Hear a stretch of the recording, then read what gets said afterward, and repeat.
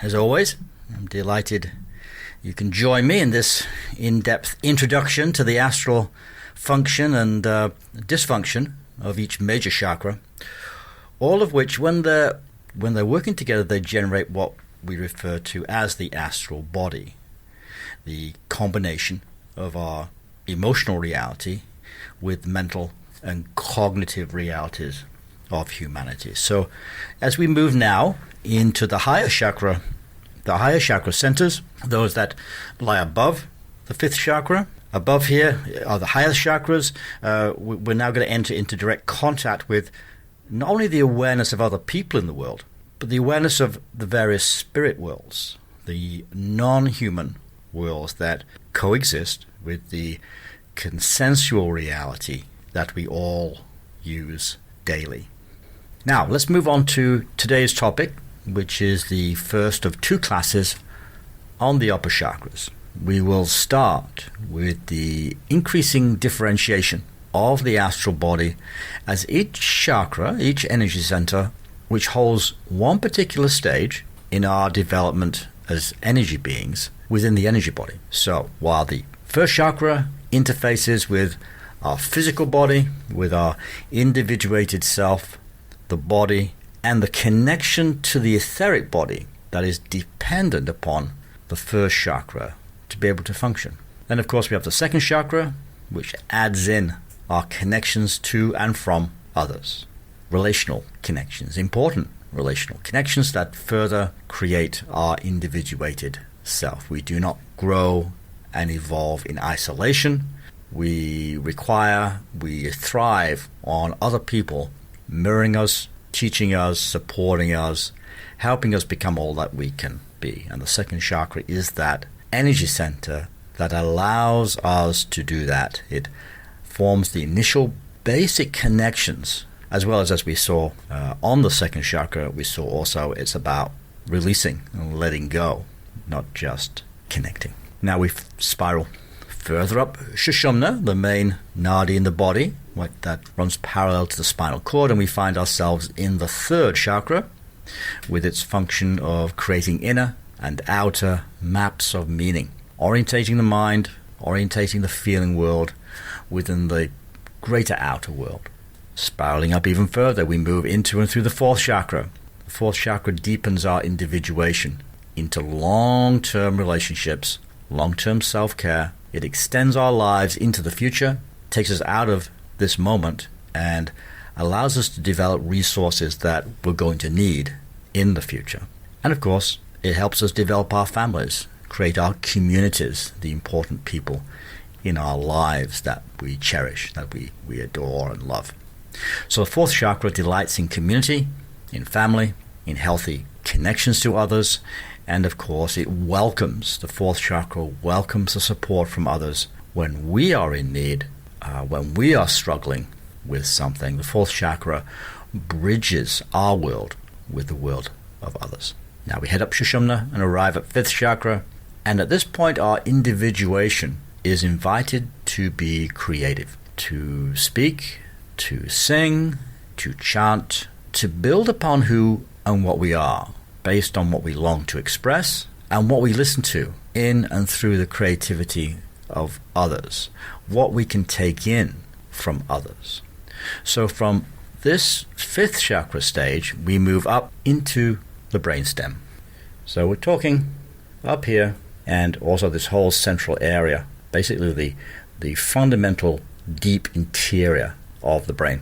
This is the limbic system, the early structures of our mammalian ancestry. And before we flow up and then forward into the sixth chakra. So here's our workflow.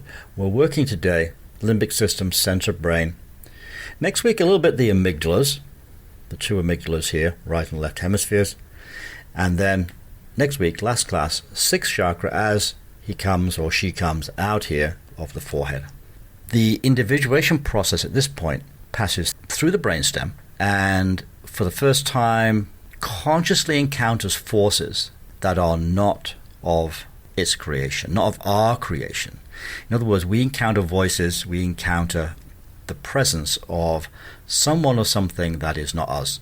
but also doesn't have a body. So we're impacted by visions, by insights that come to us from an outside source. So that source is not from another human. The source is from something beyond us.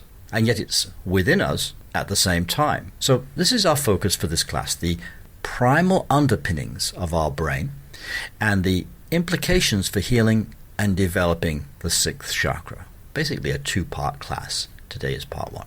The brainstem, astral clearing work, and the astral healing support work is an important part of our astral body studies. It is here in the brainstem that the lower and middle astral world will interact with us and communicate with us.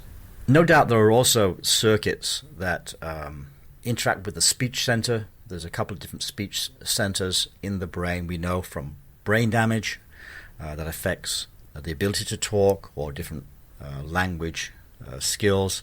So it's not simply the limbic system. There are other parts scattered around the cortex that also affect communication. But I really want to stay focused on the brainstem as being a primary player in our connection to the astral world, and that there is an extra step to be put in place before we rise up forward into the sixth chakra. Now, in Indian tantric writings, you'll come across a specific point here in the brainstem or around the brainstem called Talu or Talu chakra, Talu energy gate.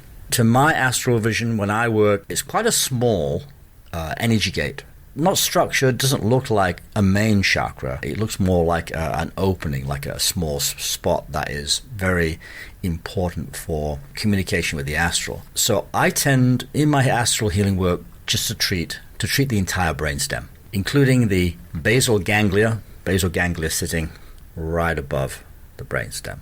Now, physiologically, the basal ganglia coordinates messages between multiple other brain areas, while the brain stem itself handles breathing, sleep functions, and some other important core functions for the central nervous system. It's not much of a stretch to see that these two parts of our brain structure, the brain stem and the basal ganglia sitting on top of it, it's not too much of a stretch to see them also having the equivalent astral function to transfer and to coordinate messages from the astral world into and out of our nervous system, into and out of our human energy system. Now, this is done in part by activating our internal dialogue. So the internal dialogue is the way in which you hear voices in your head that are not generated by you or initiated by you. There's a difference between an outer voice and your inner dialogue with yourself, your inner speaking to yourself. The ability to hear and filter out, when necessary, filter out is very important, and we'll be getting to that when we look at the dysfunctional aspects of this part of the brain. In short, astral people want to talk to us. They want to engage us, and the brainstem is their entry point, along with the basal ganglia part of the structure. That's how they access our human consciousness. If we're lucky enough to develop a relationship with an inner astral voice, an inner guide voice that acts as mentor, acts as a muse, we call it the genius, we call it a supportive spirit guide, a guardian angel. When we do that, we're lucky, and usually we build such a relationship with our muse, with our inner guidance over time. But there are also many unhelpful and destructive voices in the astral realm, voices that we need to insulate ourselves against. Otherwise, their negative, destructive voices can override or deeply impact our sense of self, our healthy autonomy. And they will be happy to run our lives for us if we let them. When this happens, when we or someone else we're working with or we know is invaded by a lower astral presence, we call that a form of possession. So it's a toxic energy that overtakes someone, or sometimes us, that attempts to subvert our agenda for ourselves for its own. We'll talk more about dealing with possession states in future classes, but the piece to note here is that it does occur. It's not superstition. It's not a fantasy. It's also nothing to be afraid of. And I'll talk a little bit about that in a little while. So don't be scared. Don't get anxious. This is something we all live with from the moment we're born until when we die. We're all impacted to one degree or another by the astral world, the non-visible world of spirit beings, our ancestors, nature spirits, many kinds of different non-visible entities that want to communicate with us. There are a few articles on my website about the differentiation between lower astral, the middle astral, where there's some differentiation, there's some individuation with the astral being, all the way up to the higher beings of various levels and different stages of development. Now, I am accused, and I think it's an accurate accusation, of seeing everything as the astral, including the higher beings, higher archetypes, and that when I teach, that's what people come away with often. Well, what about the fifth dimension, the sixth dimension, the seventh dimension, and so on, that there are higher beings at higher dimensional realities? So all I can say is guilty as charged. I do tend only to look at these differentiations through astral eyes. That's not to say that there aren't higher dimensions with beings in those dimensions that want to contact us and work with us, and I have no problem with other healers or teachers communicating or thinking of that in that way. But for me personally, if I look at any being through astral eyes, I'm seeing their manifestation. I'm interacting with them from the only place I have, which is my humanity. And if I see them as above or past my ability to understand, yeah, it's great to have contact with them, but I would rather enter into a relationship with an astral being. I'd rather come to understand that being's motivation. I'd like to extend respect. I'd like to listen to that being. And in that process, I feel we have a lot to work with. So I just wanted to mention that in case you thought that Dee intends to talk about everything as being astral. Now you know, that's pretty much it, how it is. But I'm happy to be very, very wrong about it. So there we have it. Now, I do want to stress to everyone not to be afraid, not to be anxious about this information. Well, we're all taught, or many of us are taught, that possession states are demonic. They're a sign of the devil. They're a sign of this. They're a sign of that. There are movies made to make us afraid of the lower astral.